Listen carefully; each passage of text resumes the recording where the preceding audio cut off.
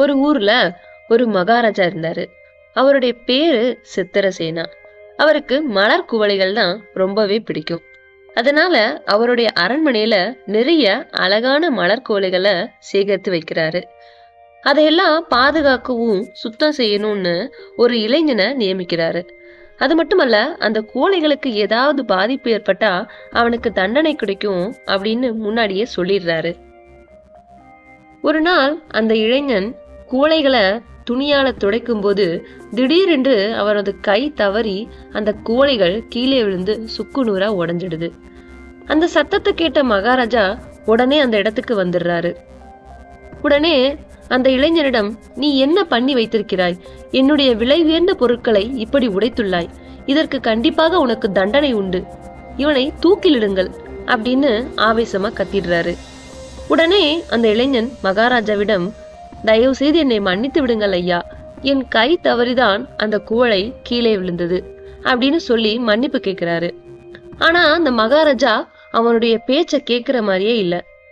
அந்த இளைஞனிடம் மகாராஜா சொல்றாரு, உன்னுடைய கடைசி ஆசை என்னவென்று கூறு அப்படின்னு கேட்கிறாரு.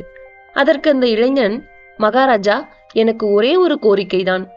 நான் இறப்பதற்கு முன்பு இந்த கோட்டையில் உள்ள எல்லா கூளைகளையும் பார்க்க வேண்டும் அப்படின்னு கேட்கிறாரு. மகாராஜாவும் தன் சிப்பாய்களிடம், உடனே எல்லா கூளைகளையும் இங்கே கொண்டு வாருங்கள் அப்படின்னு சொல்லிடுறாரு. அந்த சிப்பாய்கள் எல்லா கூளைகளையும் கொண்டு வந்துடுறாங்க. மகாராஜா அந்த இளைஞரிடம் சொல்றாரு, எல்லா கோழைகளையும் நன்றாக பார், இனிமே உனக்கு இந்த வாய்ப்பு கிடைக்க போவதில்லை அப்படின்னு சொல்றாரு. அதற்கு அந்த இளைஞன் எல்லா கோழைகளையும் பார்த்துட்டு அதையெல்லாம் எடுத்து கீழே போட்டு உடைச்சிடுறான்.